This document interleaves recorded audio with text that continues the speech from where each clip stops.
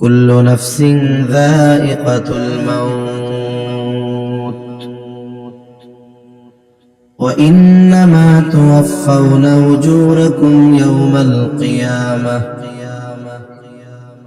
فمن زحزح عن النار وأدخل الجنة فقد فاز وما الحياة الدنيا إلا متاع الغرور الله رب العالمين বলেন প্রতিটি প্রাণকে মৃত্যুর স্বাদ আস্বাদন করতেই হবে। যে প্রাণী যার প্রাণ আছে তার মরতে হবে, কোনো সন্দেহ নাই। এই পৃথিবীতে আল্লাহর অস্তিত্বকে অবিশ্বাস করে এমন কোটি কোটি মানুষ এই পৃথিবীর মধ্যে আছে। তারা বলে স্রষ্টা বলে কেউ নাই, আল্লাহ বলে কেউ নাই। গোটা পৃথিবী এমনিতেই সৃষ্টি হয়েছে। বলেন তো এইরকম বলার লোক সমাজে আছে না? না, অনেক আছে। অনেকে ভয়ে বলে না, অনেকে সুযোগ পাইলে বইলা দেয়। এদেরকে আমরা আমাদের ভাষায় নাস্তিক বলি।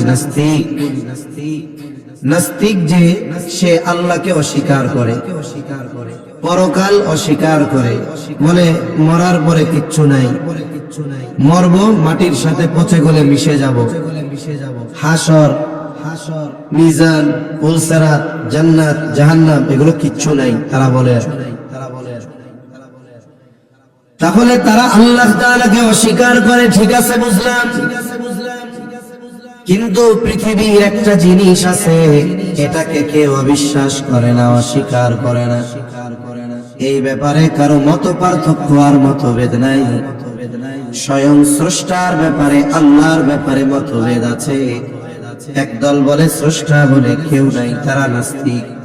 কিন্তু ওই স্রষ্টা আল্লাহর সৃষ্টি একটা জিনিস যেটার নাম হলো মাউত, মৃত্যু।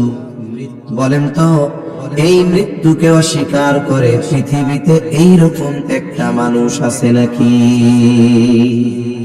আছে?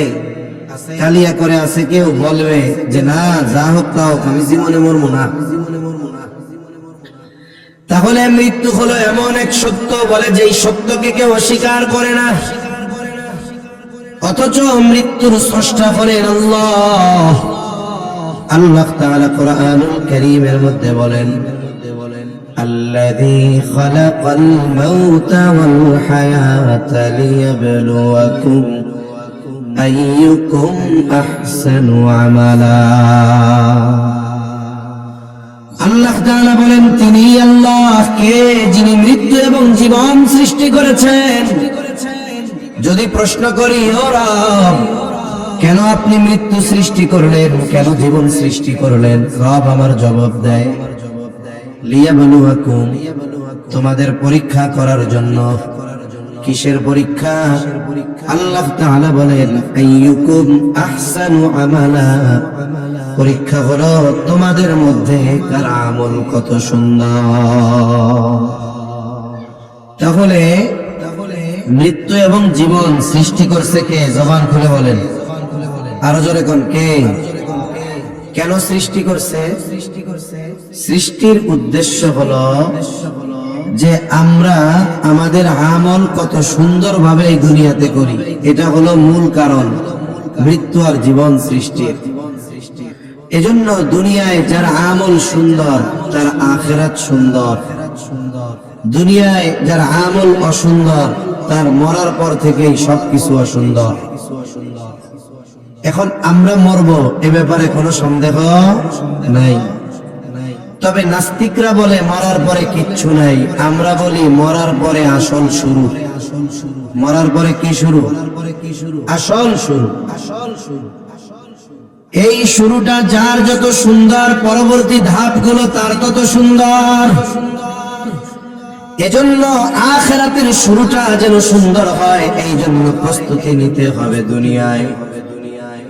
এই যে আজকে টান কালিয়াকোট জামে মসজিদের উদ্যোগে মাহফিল, কত সুন্দর আয়োজন, কত সুন্দর প্যান্ডেল, কত সুন্দর সাউন্ড সিস্টেম, কত সুন্দর মঞ্চ, কত সুন্দর ব্যবস্থাপনা। বলেন তো, মাহফিল শুরু হওয়ার সময় দেওয়া হলো বাদ আসর হতে।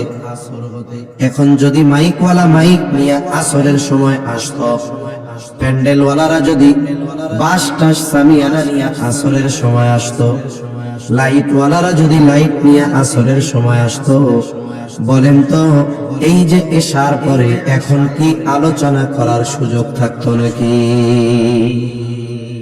আয়োজনটা যেন সুন্দর হয়, এর জন্য প্রস্তুতি আরো অনেক আগের থেকে। মেহমানদের দাওয়াত দেওয়া, কোন জায়গার মাইকটা আনলে সাউন্ডটা ভালো হবে, কোন লাইটটায় আলো ভালো হবে, প্যান্ডেল ভালো হবে, এই যে প্রস্তুতি আগের থেকে নিয়েছে বিদায় সুন্দরভাবে আজকের আয়োজন শুরু করা গেছে। ঠিক কিনা বলেন? ওই রকম ভাবে আখিরাতের সফর যদি সুন্দরভাবে আমরা শুরু করতে চাই, ওই সময় যদি চিন্তা করি এখন সামানা গুছামো, কাজ হবে না। বলে ওই আখিরাতের ডাক আসার আগে দুনিয়াতেই আমাদেরকে আখিরাতের সামানা পাথেও সংগ্রহ করতে হবে। ঠিক কিনা বলে? তাহলে কি হবে? আমার আপনার মৃত্যু হবে সুন্দর। মৃত্যু কি হবে জোরে বলেন? যার মৃত্যু সুন্দর তার কবর সুন্দর, যার কবর সুন্দর তার হাসর সুন্দর। বলে যার হাসর সুন্দর তার ঠিকানা হলো জান্নাত। সুবহানাল্লাহ। এই জন্য হাদিসের মধ্যে ভালো মৃত্যু আর খারাপ মৃত্যুর কথা নবীজি জানিয়েছেন। লম্বা হাদিস আছে, হাদিস। এই হাদিসের কয়েকটা অংশ আমি আপনাদের খেদমতে শোনাই। আসলে আল্লাহ তাআলার কাছে ভালো মৃত্যু প্রার্থনা করতে হয়, অপমৃত্যু থেকে আল্লাহ তাআলার কাছে পানা চাইতে হয়। আল্লাহ তাআলার কাছে ভালো মৃত্যু যদি চাই, ভালো কাজ যদি করি, তাহলে মৃত্যু হবে কেমন? বলে এই মৃত্যুটা হবে আসানের মৃত্যু। নবীজি সাল্লাল্লাহু আলাইহি ওয়াসাল্লাম এই জন্য হাদিসের মধ্যে নেককার আর বদকারের মৃত্যুর অবস্থার কথা জানিয়েছেন। মরতে যেহেতু হবে, নেককারের মতো মৃত্যু যেন আমাদের নসিব হয়। হবে কখন? বলে দুনিয়ার পদাচারণা যদি ইমানদার আর নেককারের মতো হয়, নেককার আর বদকারের মৃত্যু কেমনে হবে? নবীজি এক সাহাবীকে কবর দেওয়ার জন্য গেছেন, একটু লাশটা আসতে বিলম্ব হচ্ছিল। নবীজি ওই সময় বসে সাহাবায়ে কেরামকে এই লম্বা হাদিসটা বর্ণনা করেছেন। নবীজি বর্ণনার এক পর্যায়ে বলেন, মুমিন ব্যক্তির যখন মৃত্যুর সময় হয়, তখন মুমিন ব্যক্তির চিন্তা কি থাকে?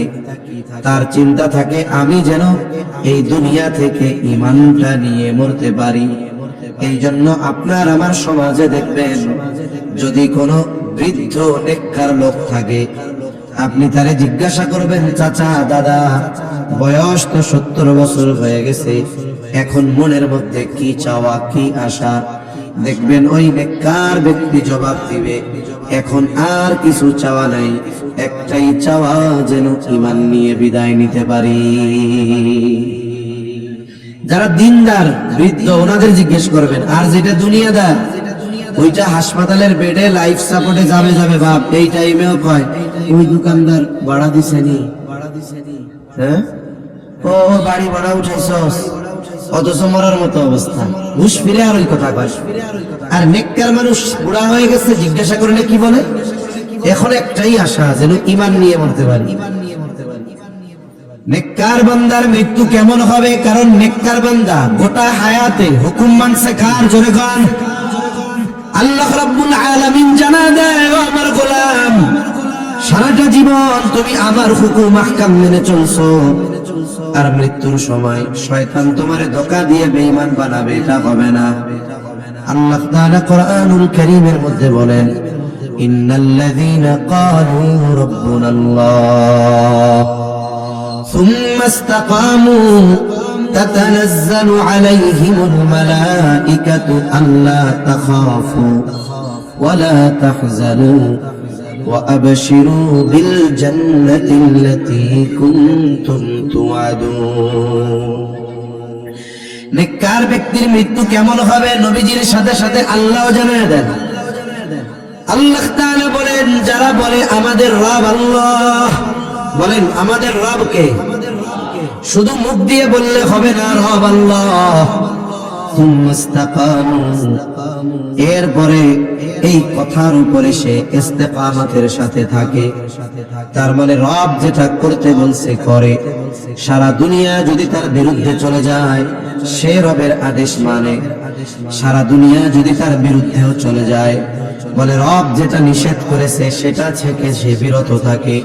বলে এইরকম নেককার মানুষের যখন জীবনের শেষ সময় উপস্থিত হয়ে যায়, ওই সময় শয়তান তার সর্বশক্তি দিয়ে ওই ব্যক্তিকে বেঈমান বানানোর অপচেষ্টা চালিয়ে যায়। কারণ শয়তান জানে মরার সময় যদি ঈমানহীন করতে পারি তাহলে গোটা হায়াতের যত নেক আমল আছে সব বাতিল। এই জন্য ওই সময় কঠিন আক্রমণ চালায়। আর ইমানদার এই যে দুনিয়ায় কইলাম না, এই জন্য টেনশনে থাকে যে আমি যদি ইমানটা নিয়ে মরতে পারি এটাই বড় চাওয়া।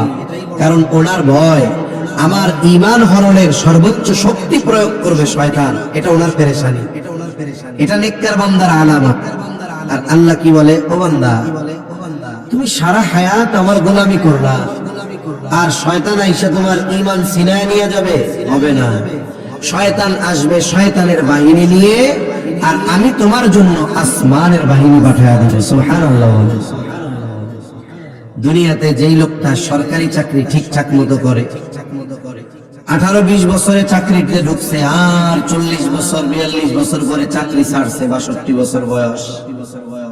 চাকরি যখন সে শেষ করে, বলেন তো সরকার কি তাকে খালি হাতে বাড়ি পাঠায় দেয়? বাড়ি পাঠায় দেয় খালি হাতে? না। এমনিই তো চাকরিকালীন সময়ে মাসে প্রতি মাসে বেতনের একটা অংশ কাটে। চাকরি যখন শেষ, যেই পরিমাণ টাকা কাটা হয় ওর দ্বিগুণ পরিমাণ টাকা তাকে একসাথে দেয়। এরপরে আবার অনেক চাকরিতে কি করে, বলে শুধু এটা দিছি তা না, টেনশনের কারণ নাই। এরপরে তোমারে দিমু হইল প্রতি মাসে মাসে পেনশন পাবা, কোনো টেনশন করো না। তুমি চিন্তা করতেছো তোমার ওয়াইফ বৃদ্ধ, তুমি মারা যাওয়ার পরে কি হবে? টেনশনের কারণ নাই তো। তুমি মারা যাওয়ার পরে তোমার পেনশন তোমার ওয়াইফ পাবে। আরে বান্দা, তুমি তোমার ওই প্রতিবন্ধী একটা ছেলে হয়েছে ওইটার লেগে চিন্তা করতেছো, কোনো টেনশন নাই। তুমি মারা যাবা, তোমার স্ত্রী মারা যাবে, তোমার প্রতিবন্ধীর জন্য এবার তোমার পেনশনটা আমি জারি করে দিব। দুনিয়ায় যদি গভর্নমেন্টের এই জব সার্ভিস যথাযথভাবে করে, ফ্যাসিলিটি সে খায়, তার ওয়াইফ খায়, তার কোনো সন্তান যদি কোনো অসুস্থ বা প্রতিবন্ধী হয় সে পায়, আর আহকামুল হাকিমিনের গোলামি করবে সারা জিন্দেগি, মৃত্যুর সময় শয়তান আইসা ধোঁকা দেবে আর আল্লাহ সাহায্য করবে না, এটা হতে পারে? এজন্য আল্লাহ তাআলা বলেন তাতানাজ্জালু আলাইহিমুল মালায়েকা, শয়তান আসে তার বাহিনী নিয়ে আর আল্লাহ তাআলা আসমান হতে ফেরেশতার বাহিনী তার সাহায্যের জন্য পাঠায় দেয়। কোন আল্লাহু আকবার। মৃত্যুর সময় মানুষ সবচাইতে চিন্তিত থাকে। আবার দেখুন মৃত্যুর কিন্তু যন্ত্রণা আছে। নবীজি সাল্লাল্লাহু আলাইহি ওয়াসাল্লাম জানায় দেন মৃত্যুর যন্ত্রণা বড় কষ্টকর, কত কঠিন কত কষ্ট মৃত্যুর যন্ত্রণা। আবার হাদিসের মধ্যে আসছে ইমানদার যে প্রকৃত মুমিন যে তার মৃত্যুর যন্ত্রণা অনুভব হবে না। মৃত্যুর যন্ত্রণা হবে তবে অনুভব হবে না। অনুভব হবে না কেমনে? মনে করেন যখন কাউরে অপারেশন করে, অপারেশন করার আগে অ্যানেস্থেসিয়া দেয়, ওই জায়গাটাকে অবশ বানায়, যদি প্রয়োজন হয় একেবারে পুরো সেন্সলেস করে ফেলে। অনেক জায়গায় শুধুমাত্র ওই জায়গাটাকে অবশ করে, যখন কাটে চিরে সেলাই দেয় বলে ব্যথা কিন্তু লাগে, অ্যানেস্থেসিয়ার জন্য ওটা অনুভব হয় না। ঠিক কিনা বলেন? এটা তো মেডিসিন দিছে। অনেক সময় মানুষের কথার দ্বারা ব্যথা ভুলে যায়। কেমনে বলে? আপনাদের অঞ্চলেও হয়তো ছিল, ছোটবেলায় আমরাও দেখছি। এখন তো বাচ্চাদের মুসলমানি দেওয়ার জন্য নিয়ে যায় একেবারে অ্যাপোলো হসপিটালে, ল্যাব এইডে। কিন্তু আমাদের সময় মুসলমানি দিত হাজাম। হাজাম চিনেননি? হাজাম না হাজাম কি বলে? হাজাম এখনো আছে। বলে যেই এলাকায় ওই সময় হাজাম ঢুকতো ওই এলাকায় যে পোলাপানের কাঁটা ছিল না, কেউ পানির মধ্যে কেউ গাছের উপরে, চিন্তা করতো কারে আজকে কুরবানি দেয় আল্লাহ জানে। এইবার টার্গেট যেটার জন্য আসছে, বাপ মা ওইটারে গাছের থেকে নামাইয়া পানির থেকে উঠাইয়া হাজামের সামনে হাজির করত। আর এই কাজ যারা করে এরা বদমেজাজি আর রুক্ষ স্বভাবের হয় না, এরা একটু রসিক টাইপের লোক হয়। এইবার সুন্দর মতো ওর সাথে আগে ভাব জমায়, এদের বেটা তুই কাটতে হয়েছে নাকি, কিছু হবো না আজকে বাপ। এরপরে গল্প জমাইয়া আস্তে আস্তে ওর যে খেয়াল যে আমার আজকে কাইটা দিবে, এটার থেকে খেয়াল অন্যদিকে নিয়ে যায়। শুনছি তোর নাকি অনেক শক্তি, সিমটি দিলে নাকি তোর ব্যথা লাগে না, এবার ওই জায়গার আশেপাশে সিমটি মানে ব্যথা লাগে না, না ব্যথা লাগে না। তোর কি ভালো লাগে খাইতে, রসগোল্লা খাইতে মজা লাগে, রসগোল্লা আনছেন নি। এই সিমটি দিতেছে, কথা কইতেছে, এর মধ্যে কোন সময় কাইটা কুইটা তেনা ফেসানো শেষ। অথচ ব্যথা লাগছে কিন্তু কেন টের পায় নাই, বলে ওর খেয়ালটা মাইন্ডটা নিয়ে গেছে অন্যদিকে, এজন্য ব্যথা লাগছে কিন্তু অনুভব এরকম হয় নাই। এজন্য মৃত্যুর যন্ত্রণা সত্য, তবে মুমিন প্রকৃত মুত্তাকি যে তার মৃত্যুর যন্ত্রণাটা ওই রকম অনুভব হবে না। কেন? কারণ ওই যে আল্লাহ ওই মৃত্যু পথযাত্রী তার গোলামের জন্য ফেরেশতার যে বাহিনী পাঠায় দেয়, ফেরেশতার বাহিনী এসে ওই মুমিন বান্দাকে বলে আল্লাহ তাখাফু ওয়া লা তাহজানু। মুমিন বান্দার ভয় কি? না জানি ঈমানহীন হয়ে যায়, চিন্তা কি? না জানি জাহান্নামী হয়ে যায়। এবার ফেরেশতারা আয়েশা বলে, হে আল্লাহর বান্দা, আল্লাহ তাখাফু ওয়া লা তাহজানু, তুমি ভয়ও পাইও না, চিন্তাও করো না, তোমারে ও ঈমানহীন করতে তো পারবেই না, আখিরাত নিয়ে টেনশন করো না। ওয়া আবশিরু বিল জান্নাহ, সাথে সাথে ওই ব্যক্তিকে জান্নাতের সুসংবাদ দিয়ে দেয়। সুবহানাল্লাহ। কোন এদিক দিয়ে জান্নাতের সুসংবাদ পেয়ে সে জান্নাত পাবার আশায় থাকে, আর এই দিক দিয়ে মৃত্যুর ফেরেশতারা হাজির। নেককার বান্দার কাছে মৃত্যুর ফেরেশতারা কেমনে আসে? নবীজি বলেন, সুন্দর সাদা ধবধবে পোশাকে সুঘ্রাণময় একটা কাপড় নিয়ে ওই মৃত্যু পথযাত্রী মুমিন বান্দার কাছে হাজির হয়ে যায়। এদিক দিয়ে সে জান্নাত পাওয়ার আশায় বিভোর, আর ফেরেশতা এসে বলে, ও মুমিন বান্দার রূহ আল্লাহর রহমতের দিকে ধাবিত হয়। যখন এই কথা বলে জান্নাতের সুসংবাদ পাইছে, নবীজি বলেন, কেমনে মুমিন বান্দার রূহ তার দেহ থেকে বের হয়? বলে, জগ থেকে আমরা যখন গ্লাসে পানি ঢালি, একেবারে সর্বশেষ ফোঁটাটা যেমন আস্তে করে জগের থেকে গ্লাসের মধ্যে পড়ে, ঠিক ওই রকম আস্তে করে মুমিন বান্দার রূহ তার শ্বাসের সাথে লোমকূপ দিয়ে আস্তে করে ওই ফেরেশতাদের তোয়ালের মধ্যে চলে যায়। আর এই জায়গায় যদি বদকার হয় তার পরিস্থিতি কি হয়? তার জন্য আসমানের কোন ফেরেশতারা সুসংবাদ নিয়ে আসে না, ওই ব্যক্তির কাছে মৃত্যুর ফেরেশতারা ভয়ানক সুরতে আর গন্ধযুক্ত পোশাক আর খসখসে ছালার মতো একটা কাপড় নিয়ে হাজির হয়। দেখবেন কেউ যদি মৃত্যু পথযাত্রী ব্যক্তির পাশে অবস্থান করে থাকেন, মৃত্যু দেখে থাকেন, বুঝতে পারবেন। দেখবেন মৃত্যু পথযাত্রী ব্যক্তি এখনো মারা যায় নাই, তার পাশে অনেক মানুষ, কিন্তু উদাস চোখে সে যেন কি দেখতেছে আর খুঁজতেছে। বলে ওই সময়টাতে সে এমন কিছু জিনিস দেখতে পায় যেটা মানুষ দেখতে পায় না, কারণ ওর সাকারাতে মাউত শুরু হয়ে গেছে। ও দেখতে পায় যে কারা আসছে, কোন সূরতের ফেরেশতারা আসছে। ওই সূরতের ফেরেশতারা যখন আসে, এসে বলে, এই পাপিষ্ঠ ব্যক্তির রূহ আল্লাহর আযাবের দিকে ধাবিত হয়। এইবার দেহর থেকে রূহ বের হতে চায় না, দেহের মধ্যে ছুটাছুটি করে, এক ভয়ানক পরিস্থিতি হয়ে যায়। অনেক সময় এমন চিৎকার করে, আচরণ করে, আশেপাশের মানুষ ভয় পেয়ে যায়। আমি একজন মহিলার মৃত্যু দেখছি, ছোটবেলায় একেবারে মাদ্রাসায় পড়ি। সেই মহিলা মানুষের উপরে অনেক খারাপ ব্যবহার করত, তার প্রতিবেশীর দিকে রাতের বেলা 2 তলা টিনের বাড়ি ছিল, একটা লাইন করে রাখছে, রাতের বেলায় প্রস্রাব করতো আর প্রতিবেশীর উঠানের উপরে পড়তো, এত জুলুম অত্যাচার করতো। মহিলা কিন্তু সুন্দর, অনেক মুরব্বী হয়েছে, সুন্দর দেখা যায়, আমরা ছোট। অন্যান্য মহিলারা তার মৃত্যুর সময় গেছে, আমিও গেছি দেওয়ার জন্য।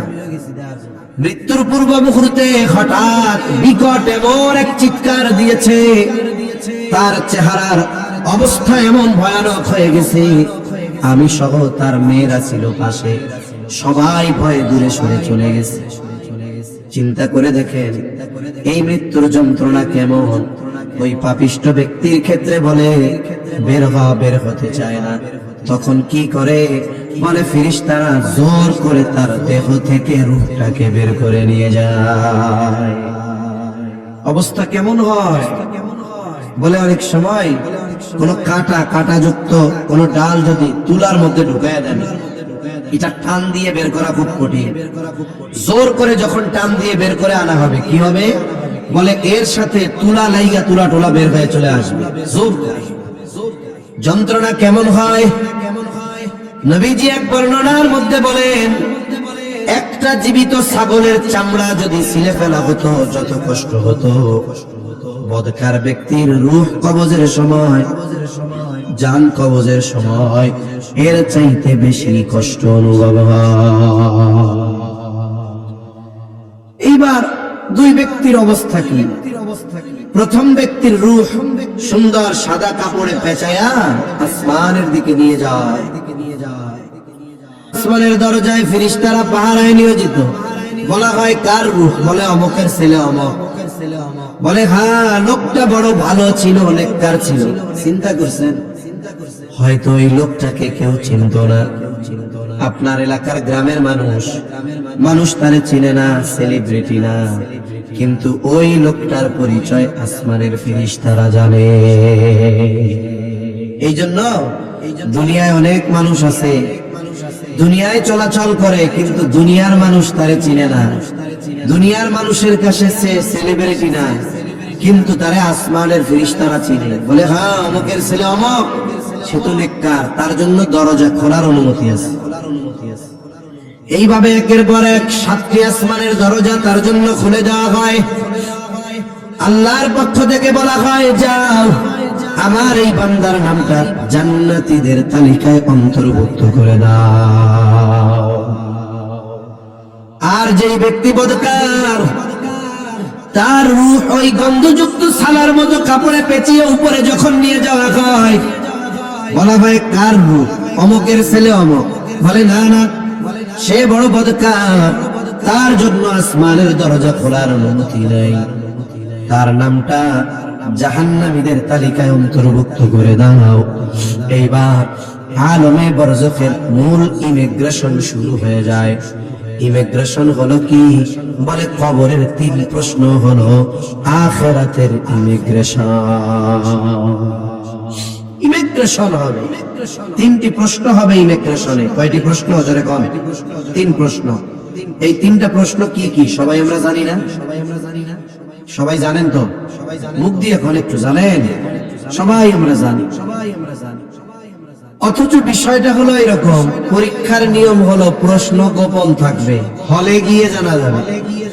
কিন্তু কবরে প্রশ্ন হবে, আল্লাহ আগেই জানাই দিচ্ছেন, নবীজি আগেও জানাই দিচ্ছেন। অথচ দুনিয়ার নিজাম কি বলে, পরীক্ষার প্রশ্ন হলে যাওয়ার আগ পর্যন্ত জানা যায় না।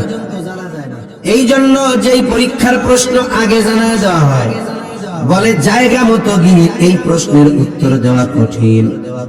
আর যেই প্রশ্ন আগে জানানো হয় না, হলে গেলে জানা যায়, বলে বাস্তবে ওই পরীক্ষার প্রশ্ন হয় সহজ। দুনিয়ার পরীক্ষায় পাশ করার অনেক সিস্টেম আছে, বৈধ আর অবৈধ সিস্টেম। একজন যদি ভালো মতো লেখাপড়া করে, কোনো ফাঁকি ফোকর না দেয়, পরীক্ষার হলে যেই প্রশ্ন আসুক ও জবাব দিতে পারবে কি পারবে না? ও পারবে, লেখাপড়া করছে। আর একজন লেখাপড়া করে নাই, সে চিন্তা করছে আমি এক গাঁঠি তাবিজ দিয়ে যাবো। তাবিজ চিনেন নেই? কি গন্ধ, নকল নকল। মোটামুটি একটু আইডিয়া হয়, সাররা কয়ে দেয় এগুলো আসতে পারে। এবার এক গাঠি নিছে, নেওয়ার পরে প্রশ্ন দেখাই বন্ধুরে কয় সারা বন্ধু জানছি সব লেগে গেছে। এইবার বাকিগুলো ফালায়া নকল করে সে পাশ করে। আর একজন হলো লেখাপড়াও করে না, ওনার নকল লেখারও যোগ্যতা নাই, কিন্তু আলাদা এক যোগ্যতা আল্লাহ তারে দিচ্ছে। আমি জেনারেলেও পরীক্ষা দিছি তো দেখছি যে কিছু স্টুডেন্ট এমন, ওর খাতা কলমে ওর হাত থাকে ওর খাতায় আর চোখ থাকে আর একজনের পাতায়। তার মানে কি, কেউ পড়া লেখা পাস করে, কেউ নকল করে পাস করে, কেউ আর একজনেরটা দেখা দেখে লেখা পাস করে। কিন্তু আখেরাতে চিন্তা করেছে প্রশ্ন করবে তিনটা, ধুমসে মুখস্থ করি দুনিয়ায়, ফেরেশতা জিজ্ঞেস করার আগেই জবাব দিব, কাজ হবে? জোরে কোন তো কাজ হবে। কেউ যদি চিন্তা করে নকল নিয়ে যায়, সন্তানদের যদি ওসিয়ত করে কাফনের মধ্যে এই তিন প্রশ্নের জবাবটা লেখা দিয়া দিস, আমি জবাব দিয়া দিব, কাজ হবে? জোরে বলেন হবে? হবে না। কেউ যদি চিন্তা করে আর একজনের কাছ থেকে শুনে জবাবটা কইয়া দিব, কাজ হবে? হবে না। আপনারা কি কথা বুঝতেছেন? খেয়াল আছে আপনাদের? তাকবীর দেন একটা, নারায়ে তাকবীর, আরো জোরে নারায়ে তাকবীর। আচ্ছা, আসলে মাহফিল শীতের দিন বসতে আরাম হইল খেড়ের উপরে, এর উপরে একটু বসতে কষ্ট হয়, ঠান্ডা লাগে। এই জন্য বলতেও আমার কষ্ট লাগে যে আপনারা যদি একটু আগায় আগায় বসতেন ভালো হইত, কারণ যে জায়গাটা গরম বানাইছেন আবার ঠান্ডা আর এক জায়গায় বৈশা গরম বানানো কত কষ্টের। যে জন্য যাদের একটু কষ্ট না হবে তারা একটু আগায় আগায় মিশে মিশে বসেন, আর যাদের কষ্ট হবে জায়গায় বসে থাকেন, অসুবিধা নেই। কবরের তিন প্রশ্নের জবাব যদি দিতে হয়, মুখস্থ করলে হবে না, লেখাপড়া করলে হবে না, নকল নিলে হবে না, তিন প্রশ্নের আলোকে দুনিয়ায় আমল করতে হবে। প্রথম প্রশ্ন, তোমার রবকে আল্লাহ বলে আল্লাহর হুকুম আহকাম এই দুনিয়ায় মানতে হবে। দুই নাম্বার প্রশ্ন, আমার দিন, তোমার দিন কি? ইসলাম বলে ইসলাম অনুযায়ী এই দুনিয়ায় চলতে হবে। তিন নাম্বার প্রশ্ন, নবীকে দেখায় বলা হবে অথবা বলা হবে ওমাদ নবী, তোমার নবীকে, অথবা নবীজিকে দেখায় বলা হবে মা হাদার রাজুলুল্লাযী বুইসা ফীকুম, এই ব্যক্তিকে যাকে তোমাদের কাছে প্রেরণ করা হয়েছিল। বলে যেই ব্যক্তি দুনিয়ায় নবীর আদর্শে আদর্শিত হয়েছে ও জবাব দিবে আমার নবী মুহাম্মদুর রাসূলুল্লাহ সাল্লাল্লাহু আলাইহি ওয়াসাল্লাম। আমি বলি শোনেন, আল্লাহর কসম, এই তিন কথার উপরে দুনিয়ায় আমল না করলে কবরে জবাব দেওয়া সম্ভব না। সোজা হিসাব যেটা, যে হয় হোক, এই তিন প্রশ্নের জবাব কবরে গিয়ে দেওয়া সম্ভব নয়। এখন যিনি আমল করেছেন তিনি জবাব দিবেন। জবাব যখন দিবেন পরীক্ষায় পাস, আল্লাহর পক্ষ থেকে ঘোষণা আসবে, সাদাকা আবদি সাদাকা আবদি ফাফরিশুহু মিনাল জান্নাহ ওয়ালবিসুহু মিনাল জান্নাহ ওয়াফতাহু লাহু বাবান ইলাল জান্নাহ। নবীজি বলেন আল্লাহর পক্ষ থেকে ঘোষণা আসবে, আমার এই বান্দা সত্য বলেছে, জান্নাত থেকে জান্নাতি বিছানা এনে তার কবরে বিছায় দাও, জান্নাত থেকে পোশাক এনে তাকে পরায় দাও, জান্নাতের সাথে তার কবরের সাথে একটা দরজা খুলে দাও। নবীজি হাদিসের মধ্যে বলেন এই ব্যক্তির কবর হবে রাউদাতুম মিন রিয়াদিল জান্নাহ, জান্নাতের একটা বাগান। আবার অন্যান্য হাদিসে অন্যান্য কথা আসছে। কেন দেখেন, দুনিয়ায় কিন্তু অবসর সময় কাটানো সবার কাছে এক ধরনের কাজ ভালো লাগে না। কেউ আছে কি করে, সে অবসর পাইলে তার বাগান বাড়ি আছে, ওই জায়গায় গায়ে যায়, ফুল ফল গাছগুলো দেখে, একটু যত্ন নেয়, একা একা তার ভালো লাগে। কিছু মানুষ আছে সপ্তাহে 7 দিন 6 দিন ঢাকা, যেই বাসায় আসছে সে কয় যে আজকে কিন্তু আমার কোনো কাম কাজ নাই, সারাদিন খালি ঘুম, কেউ ডিস্টার্ব করবা না, জুমার আগে কেউ ডাক দিবা না, জুমার নামাজ পড়ে খায়া দেয় আবার ঘুমায়। আবার কিছু লোক আছে বাড়িতে আসছে 6 দিন পর, আইসা বাইকটা রাইখাই দৌড় দিয়া খুঁজে, বন্ধুরা কইরে ও যায় আগে বন্ধুদের সাথে গল্প টল্প আড্ডা মাড্ডা মারে। তার মানে কি, অবসর সময়টা এক একজন এক এক রকমের কাজে অতিবাহিত করতে পছন্দ করে। এই জন্য হাদিসের মধ্যে ভিন্ন ভিন্ন কথা আসছে। হয়তো হতে পারে যার যেটা পছন্দ আলমে বরজখে দীর্ঘকাল, হয়তো তাকে ওই ফ্যাসিলিটি দেওয়া হবে। একজনের ব্যাপারে কি বলা হবে, নবীজি বলেন, যখন 3 প্রশ্নের জবাব দিবে তারে বলা হবে নাম কানাউমাতিল আরুস, তুমি ঘুমাও যেমন করে নতুন দুলা ঘুমায়। যখন কোন নতুন দুলা শ্বশুর বাড়িতে বেড়াতে যায়, আশেপাশের সবাই দুলারে দেখতে যায়, কিন্তু দুলাভাই ঘুম। শালা কি কয়, দুলাভাই ঘুমাইতেছে, ডাক দেওয়া যাবে না। পোলাপান যদি ওই পাশে আশেপাশে চিল্লা চিল্লি ঘোরাঘুরি করে, শাশুড়ি একটা লাঠি নিয়ে যায়, কয় সব জামাই ঘুমাইতেছে না, ঘুমাইতেছে। তার মানে কি, নতুন দুলার মতো ঘুমাও, মানে তুমি এমন ভাবে ঘুমাও তোমার কেউ ডিস্টার্ব করবে না। আবার নবীজি আর এক বর্ণনায় বলেন, তার কবর জান্নাতের বাগান, সে তো অপেক্ষমান কবরে, একাকী, লম্বা সফর। হঠাৎ সে দেখতে পাবে যে একজন সুদর্শন মানুষ তার দিকে আসতেছে, কিন্তু দুনিয়ায় সে তাকে কোনোদিন দেখে নাই, চিনতে পারবে না। এইবার প্রশ্ন করবে, কে হে তুমি আগন্তক, তোমাকে তো চিনতে পারলাম না। এইবার ওই সুদর্শন মানুষটা বলবে, তুমি কি আমাকে চিনো নাই? আমি হইলাম তোমার দুনিয়ার নেক আমল। আল্লাহ তাআলা এইরকম সুন্দর সুরাত দিয়া তোমার কাছে আমাকে পাঠায় দিয়েছে। তুমি চিন্তা করো না, ভীত হইও না, তোমাকে জান্নাত পর্যন্ত না পৌঁছিয়ে আমি তোমার থেকে আলাদা হব না। তাহলে নেককার ব্যক্তির মৃত্যু হবে আসানের মৃত্যু। মৃত্যু থেকে নিয়ে ইয়াউমুল হাশর, পুনরুত্থান দিবস, কিয়ামত পর্যন্ত এই সময়টাকে বলে আলমে বরজাখ। এখানে আমাদের থাকতে হবে দীর্ঘকাল। বলে ইমানদার বান্দা আরামে, স্বাচ্ছন্দ্যে, সুখে, শান্তিতে এই সময়টা অতিবাহিত করবে, নেককার বান্দা অতিবাহিত করবে। আর যে বেঈমান আর পাপী, প্রশ্নের জবাব দিতে পারে নাই, ঈমান আছে এই কারণে হয়তো জাহান্নাম থেকে এক সময় জান্নাতে যাবে, কিন্তু ওই 3 প্রশ্নের আলোকে দুনিয়ায় তো আমল করে নাই, এই জন্য কবরের আযাব বাঁচা কঠিন হয়ে যাবে।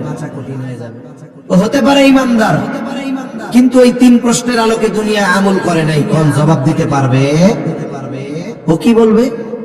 লা আদরি, আমি কিছুই জানি না। আল্লাহর পক্ষ থেকে ঘোষণা আসবে, কাযাবা আবদি, কাযাবা আবদি।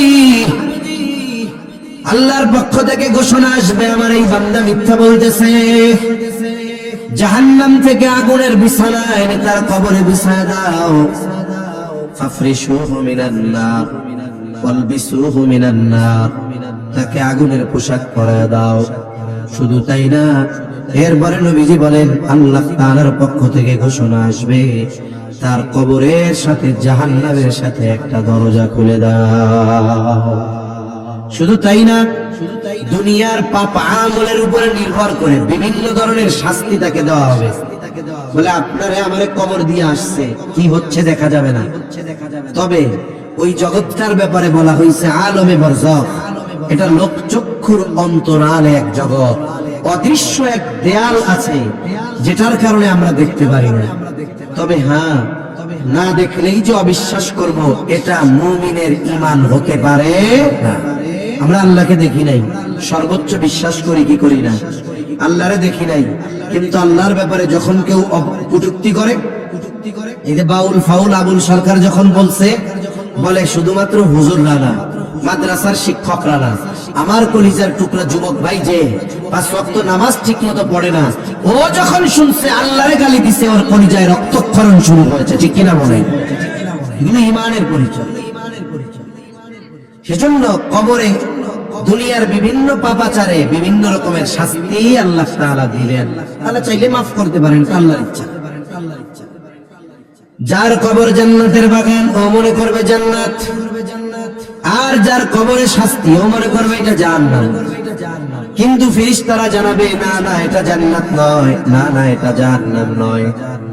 বলে প্রকৃত জান্নাত পাবা কিয়ামতের দিন, হিসাব নিকাশের পরে। আর জাহান্নাম যে মনে করবে তাকে বলা হবে এটা জাহান্নাম নয়, বরং প্রকৃত শাস্তি দেওয়া হবে তোমাকে কিয়ামতের পরে। এইবার নেককার বান্দা জান্নাত পাবার আশায় বলবে, আল্লাহ যথা দ্রুত সম্ভব আপনি কিয়ামত কায়েম করেন। আর পাপাচারী বলবে, আল্লাহ আপনি কখনোই কিয়ামত কায়েম করিয়েন না। তার মানে আলমে বরজখের এই লম্বা সময়, আস্তে কথা কও না, আস্তে, কিয়ামতের পর্যন্ত এই লম্বা সময় কেউ সুখে কাটাবে, কেউ কষ্টে কাটাবে। তাফসীরের মধ্যে আসছে পৃথিবীর যেই মানুষটা সবচাইতে শেষে ইন্তেকাল করবে, মৃত্যুবরণ করবে, ওই ব্যক্তিও মিনিমাম 40,000 বছর আলমে বরজখে থাকবে। কয় হাজার বছর? জোরে বলেন, কয় হাজার বছর? 40,000 বছর। সবচাইতে কম সময় যেই লোকটা আলমে বরজখে থাকবে সেও কমপক্ষে কত হাজার বছর থাকবে? 40,000 বছর। ওনার কথা আমরা আগে শুনি, এরপরে কথা শুনি।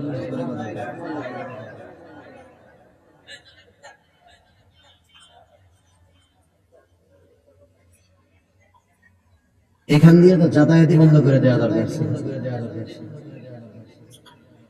তাহলে সবচাইতে কম সময় যেই ব্যক্তি থাকবে সেই ব্যক্তিও আলমে বরজখে কত হাজার বছর থাকবে? 40,000 বছর।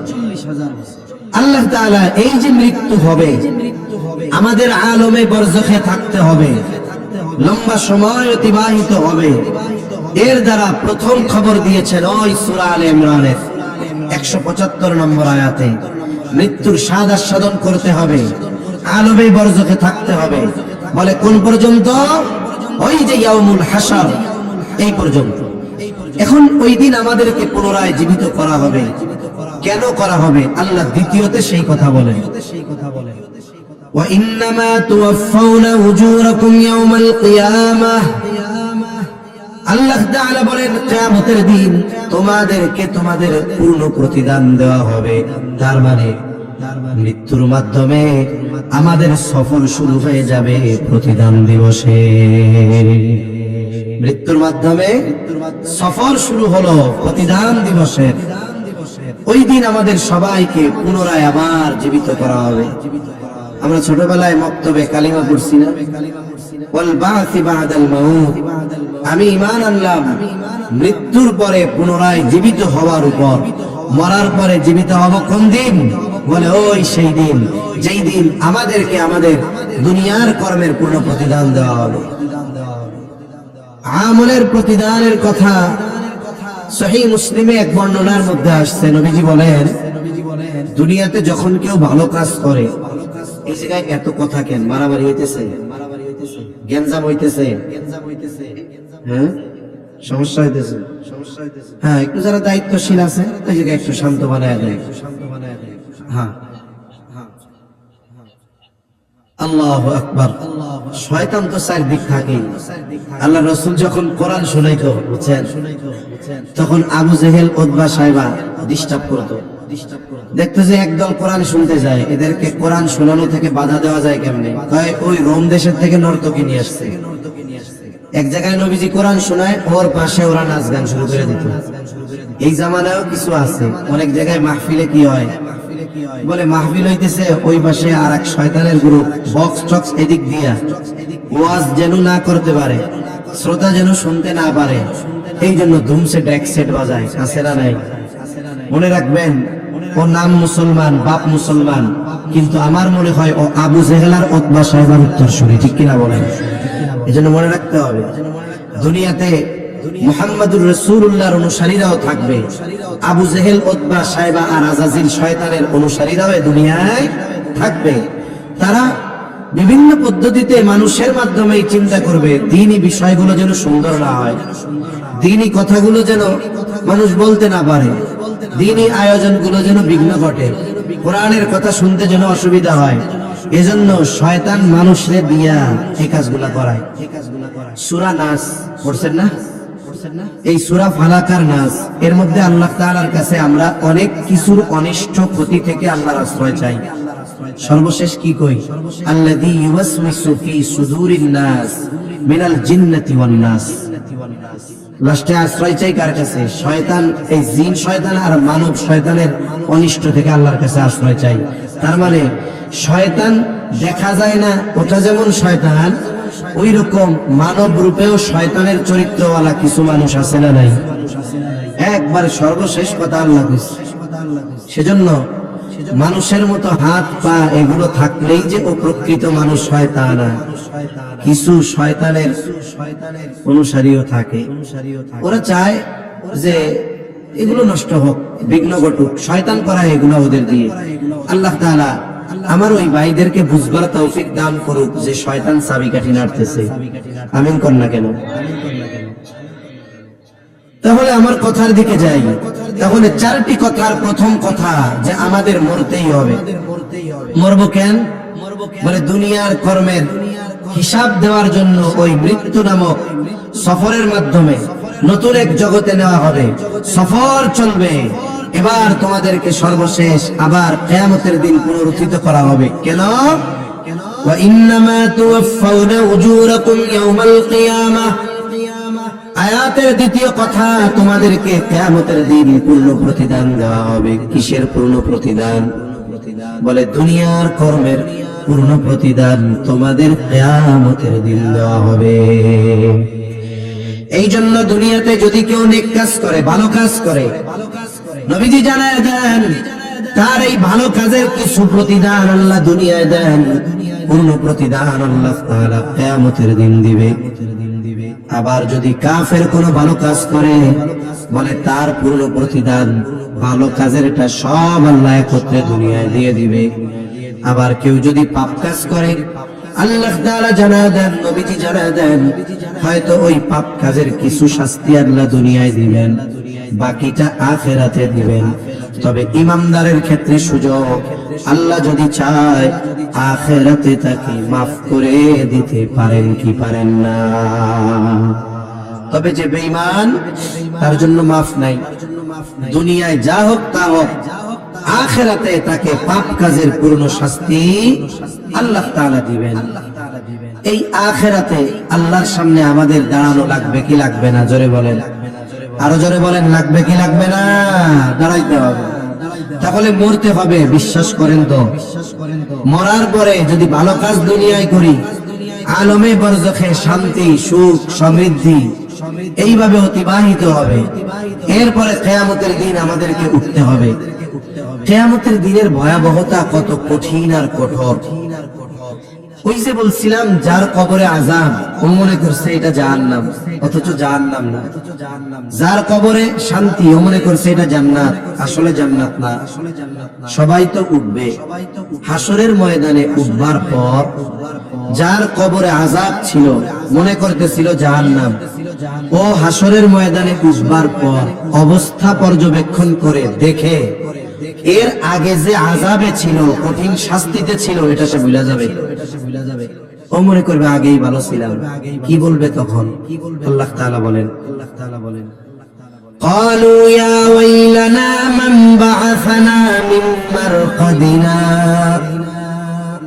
যাদের কবরে আযাব ছিল, যারা মনে করতেছিল এটা জাহান্নাম, ওই মানুষগুলো বলবে, হায় দুর্ভোগ, কে আমাদেরকে আমাদের অবস্থান স্থল থেকে জাগায় দিল। তার মানে ছিল কিন্তু আযাবে, বলতেছে কে আমাদেরকে আমাদের অবস্থান থেকে জাগায় দিল। ওরা মনে করবে ওরা ঘুমায়-ছিল। বলেন তো, আসলে ঘুম ছিল না শাস্তিতে ছিল? কেন ভুলে গেছে? কারণ হলো কবরের যেই ভয়াবহতা, হাসরের ময়দানের ভয়াবহতা আরো বেশি। এই জন্য এইটার ভয়ে সে আগেরটাকে ভুলে গেছে। ওরা এই জন্য বলবে, কে আমাদেরকে জাগিয়ে দিল? আমরা তো ঘুমাইছিলাম। এইবার ফেরেশতারা অথবা মুমিনরা তাদের এই কথার জবাবে বলবে, হাদা মা ওয়া'আদার রাহমান ওয়া সাদাকাল মুরসালুন। আল্লাহ তাআলা বলেন, মুমিন অথবা ফেরেশতারা জবাব দিবে, হাদা মা ওয়া'আদার রহমান, এটাই হলো সেই দিবস, এটাই হলো ইয়াউমুল হাসর, এটাই হলো ইয়াউমুল জাযা। এই দিবসের একচ্ছত্র আধিপত্য আল্লাহর, এই দিবসের বিচারপতি আল্লাহ। বলেন তো এই দিবস যে সংগঠিত হবে, হিসাব যে দেওয়া লাগবে, এই ওয়াদা কার? আল্লাহ ওয়াদা দিয়েছেন। আর এই ওয়াদার সত্যায়ন সব নবী রাসূলগণ তার উম্মতের কাছে করছে। কোরআনুল কারীমে এই ওয়াদার কথা আছে। আমাদের মসজিদের ইমাম সাহেব, খতিব সাহেবরা আমাদেরকে এই ওয়াদার কথা স্মরণ করায় দিয়েছে, ভাই যা করেন না কেন মরতে কিন্তু হবে একদিন, আমলনামা কিন্তু আল্লাহ দিবে একদিন, দুনিয়ার কর্মের হিসাব একদিন দিতে হবে। ওই দিন শুধু হিসাব হবে না, ওই দিন তো আল্লাহ প্রতিদানও দিবে, ঠিক কিনা বলেন? এটা সেই প্রতিদান দিবস। আল্লাহ আমাদেরকে এই দিবসের কথা স্মরণ করায় দিচ্ছেন। এটা হলো দ্বিতীয় কথা। অথচ আফসোসের বিষয়, আমরা ওই দিবসের কথা ভুলে গেছি, মরার কথাও বলছি, হিসাব যে দিতে হবে ওই দিনের কথাও আমরা ভুলে গেছি। কিয়ামতের দিন আমাদের এই জীবনে আমরা যা করি সব কর্ম আল্লাহ তাআলা সংরক্ষণের ব্যবস্থা করে রাখছেন। এবং আমাকে কিয়ামতের দিন আমার দুনিয়ার কর্মের যে আমলনামা ফাইল আমার সামনে আল্লাহ তাআলা এগুলো দিয়ে দিবে। প্রত্যেকটা মানুষ তার দুনিয়ার কর্মের হিসাব পেয়ে যাবে, আমলনামা পেয়ে যাবে। আমলনামা যেই ভাষায় হোক না কেন আল্লাহ তাআলার পড়ার যোগ্যতা দিয়ে দিবে। কোরআনুল কারীমের মধ্যে আল্লাহ তাআলা জানায় দেন, আমলনামা তো ছেড়ে দেওয়া হবে, একবারে যার আমলনামা তার কাছে যাবে, আমারটা আপনার কাছে, আপনারটা আমার কাছে, রং নম্বরে যাবে না। প্রত্যেকের আমলনামা প্রত্যেকের কাছে পৌঁছায় যাবে। তবে আমলনামা পাবার পদ্ধতি দুইটা, একদল ডান হাতে আমলনামা পাবে, আরেক দল বাম হাতে আমলনামা পাবে। সবাই ইচ্ছা করলেই ডান হাতে আমলনামা নিতে পারবে না। আল্লাহ তাআলা কর্ম অনুযায়ী কে কোন হাতে আমলনামা পাবে এটার ফয়সালা আল্লাহ তাআলা করবে। বলে একদল ডান হাতে পাবে, আরেক দল আমলনামা বাম হাতে পাবে। যে বাম হাতে পাবে তার হাতটা বুক চিরে পেছন দিকে নেওয়া হবে, আর পেছন দিকে হাতে তাকে আমলনামা দেওয়া হবে। ওই দিন সফল তো তারা, প্রতিদান দিবসে সফল তো তারা যারা ডান হাতে আমলনামা পাবে। আমলনামা দেওয়া হবে, আল্লাহ তাআলা বলবেন, ইকরা কিতাবাকা কাফা বিনাফসিকাল ইয়াওমা আলাইকা হাসিবা। আল্লাহ তাআলা বলেন, তুমি পড়ো তোমার কিতাব, পড়ো তোমার আমলনামা, তোমার নিজের হিসাবের জন্য তুমি নিজেই যথেষ্ট। এইবার আমলনামা যারা পড়বে বলবে, মালি হাযাল কিতাব লা ইউগাদিরু সগীরাতান ওয়ালা কাবীরাতান ইল্লা আহসাহা। যেই ভাষায় হোক পড়ার যোগ্যতা আল্লাহ দান করবে। একটা বিষয় বাংলাদেশে ঘটতেছে, এই জন্য সতর্ক করা দরকার। বিষয়টা কি? বিষয়টা হলো প্রযুক্তির কারণে এখন গোটা দুনিয়া একটা গ্রামে পরিণত হয়ে গেছে। পৃথিবীতে যত ভাষা আছে গুগলের মধ্যে ওই ভয়েস ট্রান্সলেট সহ এগুলোর অনুবাদ অটোমেটিক করা যায়। আপনি চাচ্ছেন যে আপনি একজন চাইনিজের সাথে কথা বলবেন, কিন্তু তার ভাষাও আমি বুঝি না, আমার ভাষাও সে বুঝে না। মোবাইলের মধ্যে সাথে কথা বলবেন, গুগল ট্রান্সলেট চালু করে রাখবেন, সে কি বলতেছে ফোনে বলবে, আর আপনার স্ক্রিনে বাংলায় ওইটা উঠে যাবে। এখন আপনি তার এই কথাগুলোর জবাব দিবেন আপনার ভাষায়, আর ও চায়নায় বৈশা বৈশা ওর মোবাইলে দেখবে যে আপনার কথাগুলো চায়না ভাষায় উঠে যাচ্ছে। তার মানে কি, আমি যদি কোনো অপরিচিতর সাথে কথা বলতে চাই প্রযুক্তির কারণে বলেন তো এটা সহজ না কঠিন? এখন অতি সহজ হয়ে গেছে।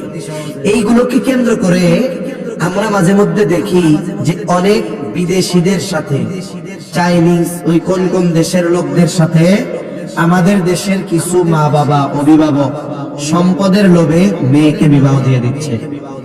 এরকম এক ঘটনা অনেক জায়গায় ঘটছে, যেটা দুঃসংবাদ, খারাপ খবর। বেশ কয়েকজনকে এই দেশে থাকছে, কিছুদিন থাকার পরে এরা বিদেশে নিয়ে গেছে। বিদেশে নিয়ে যাওয়ার পরে এবার আসল রূপ বের হয়ে গেছে। তাকে মানে সুন্দর মতো বৈধ পদ্ধতিতে ওরে পাচার করে নিল। এখন ওর শেষ পরিণতি কি হবে আমরা জানি। ওই দেশ থেকে কয়েকটা মেয়ে এরকম সুযোগ পেয়ে ভিডিও পাঠাইছে যে মা আমি ভুল বুঝতে পারছি, আমার অবস্থা খারাপ, এরা আমারে কি করবে ঠিক নাই, আমারে নিয়ে যাওয়ার ব্যবস্থা করেন। এজন্য এই যে ভাষা বোঝার কারণে, কথা বলার সুযোগের কারণে, আমি আপনি লোভের কারণে এই ধরনের কোন কাজে জড়িয়ে যাব না, সাবধান। এখন এই বিষয়গুলো খুব কঠিন হয়ে যাচ্ছে সময়ের সাথে সাথে। তামুল নামা পড়তে পারবে, ওইটা কি বলবে? মালি হাযাল কিতাব লা ইউগাদিরু সগীরাতান ওয়ালা কাবীরাতান ইল্লা আহসাহা। আরে কেমন আজব এক কিতাব, একটা ছোট বড় বিষয় বাদ যায় না। ওই যে ছোট যেই পাপ আমি ভুলে গেছি, কিন্তু আমলনামায় বাদ যায় নাই। বৃহৎ যেটা সেটাও থাকবে। এইবার যারা ডান হাতে আমলনামা পাইবে ওরা মোটামুটি সুনিশ্চিত যে ওর শেষ ঠিকানা হবে জান্নাত। যদি পাপের কারণে কিছুকাল জাহান্নামেও যাওয়া লাগে, তবে অনন্তকাল জাহান্নামে তার থাকা লাগবে না। এজন্য সে খুশি হয়ে যাবে। হিসাব তো পরে, আমার পাপের শাস্তি আল্লাহ দিবেন কি দিবেন না, মাফ করে দিবেন কি দিবেন না, এটা আল্লাহর ইখতিয়ার। তবে ডান হাতে আমলনামা পাওয়ার দ্বারা এই বিষয়টা সুনিশ্চিত যে আমাকে চিরকাল জাহান্নামে থাকা লাগবে। এই জন্য সে এত খুশি হবে, কি বলবে? আল্লাহ তাআলা বলেন فَأَمَّا مَنْ أُوتِيَ كِتَابَهُ بِيَمِينِهِ فَيَقُولُ هَاؤُمُ اقْرَءُوا كِتَابِيَهْ। ডান হাতে আমলনামা যে পাবে সে বলবে, মানুষদেরকে ডেকে ডেকে বলবে, এই তোমরা পড়ো আমার আমলনামা, দেখো আমি ডান হাতে আমলনামা পাইছি, আমার আমলনামা পড়ো। হাউম করাউ কিতাবিয়া, আমার আমলনামা পড়ে দেখো, আমাকে চিরদিন জাহান্নামে থাকা লাগবে না। ঈমান আর নেক আমলের কারণে আমি ডান হাতে আমলনামা পাইছি, পড়ো পড়ো পড়ো। খুশির ঠেলায় মানুষকে পড়তে বলবে। সাথে সাথে ও ডান হাতে আমলনামা কেন পাইল এই কারণটাও বলবে। এখন একই সাথে বন্ধুরা লেখাপড়া করে, একই স্কুলে পড়ে, একই সাথে খেলাধুলা করে, একই টিচারের কাছে কোচিং করে। এখন একজন এ প্লাস পাইছে আর একজন এ মাইনাস পাইছে। এ মাইনাস ওরা জিজ্ঞাসা করে কি, কিরে দোস্ত আমরা তো একসাথে পড়ি, একসাথে খেলাধুলা করি, একই স্যারের কাছে প্রাইভেট পড়ি, একই গুলা পড়লাম, তাহলে আমি এ মাইনাস পাইলাম, তুই এ প্লাস পাইলি কেমনে? কই শোনো ভাই, তোমরা তো পড়ো, আমি তোমাদের সাথে রাত 10টায় ব্যাডমিন্টন খেলা গিয়ে রাত 12টা পর্যন্ত এক্সট্রা লেখাপড়া করি।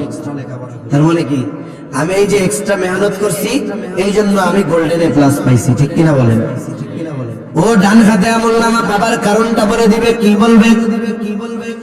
ইন্নী যানানতু আন্নী মুলাকিন হিসাবিয়া। মূল কারণ হলো এইটা যে কেন আমি ডান হাতে আমলনামা পেয়েছি জানো? আমি এই ব্যাপারে দৃঢ় ধারণা রাখতাম, ঈমান রাখতাম, বিশ্বাস রাখতাম। কোন ব্যাপারে?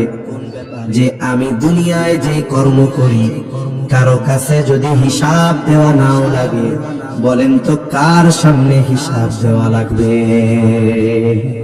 জোরে বলেন, কার সামনে? আমি আপনি দুনিয়ায় যা করতেছি কেউ হয়তো দেখে না, আইনের চোখ ফাঁকি দিলাম, মানুষের চোখ ফাঁকি দিলাম, আরে আমার ওয়াইফেরও ফাঁকি দিলাম, সন্তানরে ফাঁকি দিলাম, মা বাবারে ফাঁকি দিলাম, দুনিয়ার একটা কাক পক্ষীও জানে না। ওই হিসাব দুনিয়ায় দেওয়া লাগলো না, আমি তো কই পয়সা গেছি। কিন্তু বলেন তো ওই হিসাবটাও যার সামনে দেওয়া লাগবে তিনি কে? এত জোরে আল্লাহর নাম কইছেন, কে? জোরে বলেন, আল্লাহ। হিসাব আল্লাহর সামনে দেওয়া লাগবেই। কিন্তু আফসোস আজকে আমাদের অবস্থা কি, যে আমরা যদি মানুষের চোখ, প্রশাসনের চোখ, সিসি ক্যামেরার লেন্সকে ফাঁকি দিতে পারি, আমরা মনে করি আমাদের চাইতে বুদ্ধিমান আর কেউ নাই। এজন্য আখিরাতে ডান হাতে আমলনামা পাবার মূল কারণ কি বলছে? যে আমি দুনিয়ায় এই ব্যাপারে দৃঢ় বিশ্বাস করতাম যে আমার দুনিয়ার কর্মের হিসাব দেওয়া লাগবে কার সামনে? আরো জোরে বলেন, কার সামনে? এই কথাটা আমরা মুখ দিয়ে সবাই বলবো, কিন্তু যদি বাস্তবে দৃঢ় ঈমান আমাদের থাকে এই কথার উপরে যে হ্যাঁ আমি আমার প্রত্যেকটা কাজের ব্যাপারে চিন্তা করি যে আমাকে আমার এই কাজের হিসাব আল্লাহর সামনে দেওয়া লাগবে, তাহলে আল্লাহর কসম আমাদের দুনিয়ার জীবন সুন্দর হয়ে যাবে। ঠিক কিনা বলেন? দেখবেন আর গোনা নাই, দেখবেন আর গালাগালি নাই, দেখবেন আর মারামারি নাই, দেখবেন আর সুদ ঘুষ নাই, দেখবেন আর অন্যর জমিন দখল নাই, দেখবেন আর ওলামায়ে কেরামের সাথে খারাপ ব্যবহার নাই, দেখবেন আর বেনামাজি নাই। এক কথায় একটা মাত্র চিন্তা মানুষের জীবন পরিবর্তন করে দিতে পারে, আখিরাতে ডান হাতে আমলনামা পাবার কারণ হতে পারে। ঠিক কিনা বলেন? কিন্তু আফসোস, এই জিনিসটাই শয়তান আমাদের মনে রাখতে দিতে চায় না। এজন্য শয়তান মরার কথাও ভুলায় রাখে। দুনিয়ায় যা করতেছি এটার হিসাব যে আল্লাহর সামনে দিতে হবে, এটাও শয়তান আমাদের ভুলায় রাখে, আর আমরাও ভুলে থাকি। কিন্তু সাবধান, এটা করা যাবে না। তাহলে আরেক দল আমলনামা পাবে বাম হাতে। কোন হাতে? জোরে কোন? আরো জোরে বলেন, কোন হাতে? যারা বাম হাতে আমলনামা পাবে তাদের অভিব্যক্তি কেমন হবে? ওরা এবার বাম হাতে আমলনামা পাবার পরে বলবে, ওয়া আম্মা মান উতিয়া কিতাবাহু বিশিমালি ফায়াকুলু ইয়া লাইতানি লাম উতা কিতাবিয়া।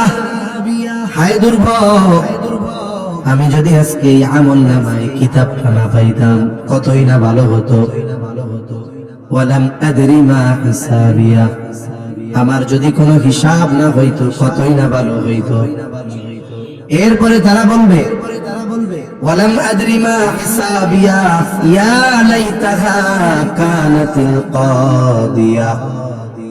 বলবে, ওই যে দুনিয়ার থেকে যে মরছিলাম ওটাই যদি আমার চূড়ান্ত ধ্বংস হতো কতই না ভালো হতো। ওই যে মরছিলাম ওইটাই যদি আমার শেষ সমাধি হইতো, ওটাই যদি আমার চূড়ান্ত ধ্বংস হইতো এই মৃত্যুর মাধ্যমে, তাইলে কতই না ভালো হইতো।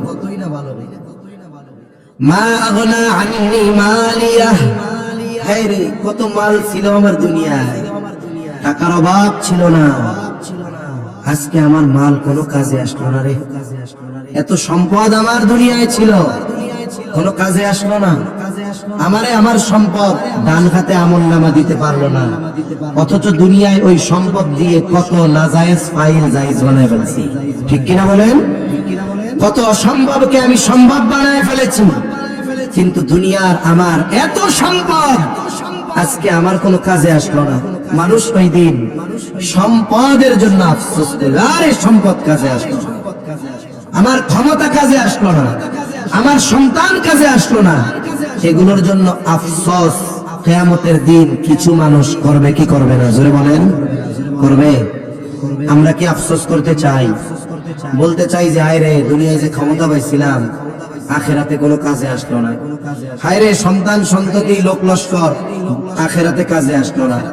হায় রে এত সম্পদ ছিল, জমি জাতি ছিল, টাকা পয়সা ছিল, কোনো কাজে আসলো না। আমরা কি ওই আফসোস করনেওয়ালাদের দলে অন্তর্ভুক্ত হতে চাই? যদি না চাই, আল্লাহ কি বলে? আল্লাহ তাআলা বলেন, وأنفقوا مما رزقناكم من قبل أن يأتي أحدكم الموت। আল্লাহ তাআলা বলেন, তোমাদেরকে যে রিজিক দেওয়া হয়েছে, রিজিক বলতে শুধু ভাত তরকারি গোশত এটা না, বলে টাকা পয়সা ধন দৌলত সম্মান, এক কথায় ক্ষমতা প্রভাব প্রতিপত্তি সবকিছু রিজিকের অন্তর্ভুক্ত। তবে আল্লাহ তাআলা বলেন, তোমাদের যে রিজিক দেওয়া হয়েছে তোমরা মৃত্যু আসার পূর্বে ওই রিজিক থেকে তোমরা ব্যয় করো। وأنفقوا مما رزقناكم من قبل أن يأتي أحدكم الموت। তোমাদেরকে যে রিজিক দেওয়া হয়েছে তা থেকে তোমরা মৃত্যু আসার আগে ব্যয় করো। নির্দেশ কার? জোরে কোন? একেবারে জবান খুলে বলেন, কার? আল্লাহ। তাহলে যদি সম্মান রিজিক হয়, খাবার রিজিক হয়, টাকা পয়সা রিজিক হয়, এখানে উদ্দেশ্য হলো সাদাকা। উদ্দেশ্য কি? জোরে বলেন। দান, সাদাকা।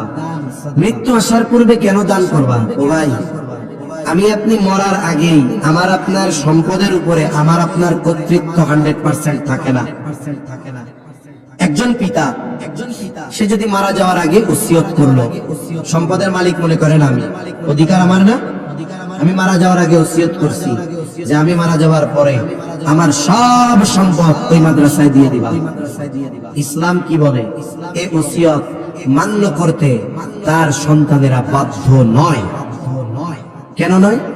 বলে ওসিয়ত যদি তার সমুদয় সম্পদের সর্বোচ্চ 3 ভাগের 1 ভাগ হয়, কয় ভাগের 1 ভাগ?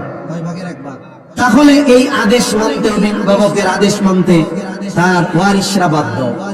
কিন্তু যদি আমি ওসিয়ত করি পুরা সম্পদ দিয়ে দাও, তারা দিতে বাধ্য না। তার মানে কি? আমি মরার আগেই আমার সম্পদের উপরে পূর্ণ কর্তৃত্ব আমার থাকে না। কথা বুঝেন নাই? এই জন্য আল্লাহ বলল, মরার পরে তো তোমার থাকবে না, তুমি যা গুছাইতেছো এটা তো তোমার না, তুমি এটার পরিপূর্ণ দান করে দেওয়ার ওসিয়ত করবা, এটা ওরা মানতে বাধ্য না। তার মানে কি? সম্পদ আমার না, সম্পদ অন্যদের। তবে হ্যাঁ, নবীজি এক হাদিসের মধ্যে বলেন, মানুষ বলে আমার আমার আমার আমার আমার আমার আমার, তা তোমার কতটুকু? তুমি যতটুকু খেয়েছো, তুমি যা পরিধান করেছো, 3 নাম্বার তুমি যা আল্লাহর রাস্তায় ব্যয় করেছো, এই 3টা তোমার, এর বাইরে বাকি তোমার কিছু না। এমনকি আমার খাটিয়াটা যখন নিয়ে যাবে, আপনাদের মসজিদের খাটিয়া নিয়ে যায় না?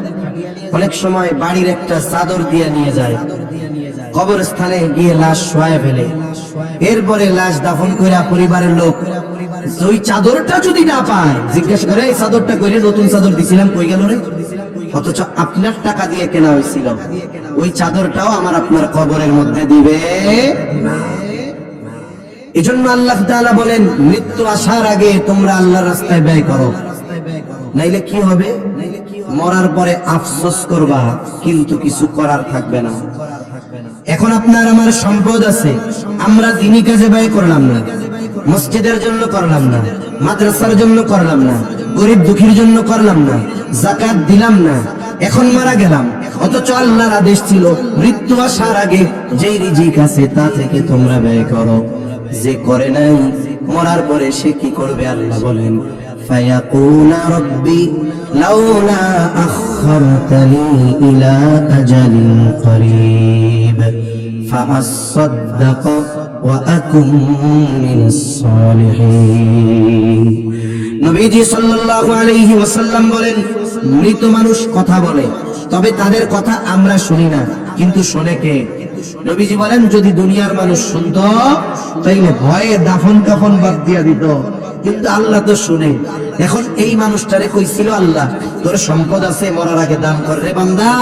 ও মরার আগে করে নাই, এখন ও মরার পরে কি বলবে? আল্লাহ বলেন, ও বলবে, ও রব লাউলা আখরতানি ইলা আজালিন করিব, আমাকে যদি সামান্য সময়ের জন্য আবার দুনিয়ায় যাওয়ার সুযোগ দেওয়া হইতো, যদি একটু হায়াত দিতেন, একটু অবকাশ দিতেন, যদি আবার একটু দুনিয়ায় যাওয়ার মতো ব্যবস্থা করে দিতেন।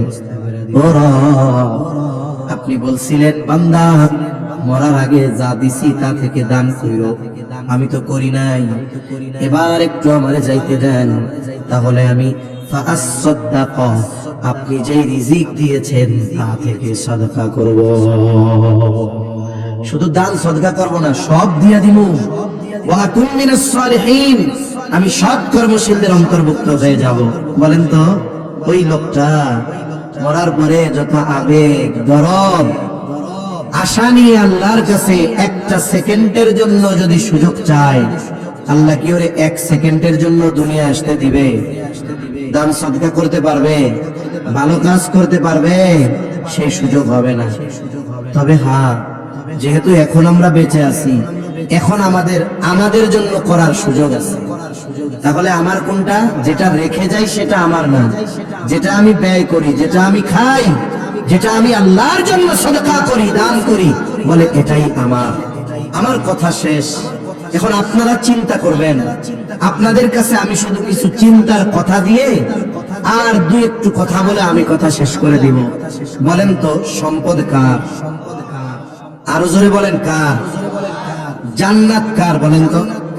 ওই মিয়া, কোন জান্নাত আমার? জোরে কোন জান্নাত কার?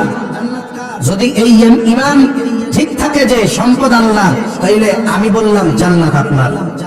আমার কথা, আল্লাহর কথা। ইন্নাল্লাহা আশতারা মিনাল মুমিনিনা আনফুসাহুম ওয়া আমওয়ালাহুম বিআন্না লাহুমুল জান্নাহ। আল্লাহর সাথে কেনা বেচা আমাদের হয়ে গেছে। আল্লাহ বলেন তিনি মুমিনের জান মাল জান্নাতের বিনিময়ে কিনে নিয়েছেন। কিনে নিবেন না, কেনা বেচা হয়ে গেছে। আল্লাহর মাল আমার কাছে আছে, আমার জান্নাত আল্লাহর কাছে আছে। আমি যেহেতু জান্নাতের মালিক, মরার পরেই জান্নাতি নিয়ামত পাইতে থাকি। তবে মাল তো আল্লাহ, মাল কার? তবে আল্লাহ ব্যয় করার জন্য সুযোগ দিয়েছে। গানের অনুষ্ঠানে না, অন্যান্য পাপাচারে না, কোথায় ব্যয় করবা? হাদিসে আসছে নিজে ভালো খাও, পরিবারে খাওয়াও, কোনো গুনাহ নাই, তবে অপব্যয় করবা না। দান সাদকা করো, কোনো অসুবিধা নাই। এখন সম্পদ যদি আল্লাহর হয়, এখন সেই সম্পদ যদি আল্লাহর ঘরের জন্য দরকার হয়, দেওয়ার দরকার আছে না নাই?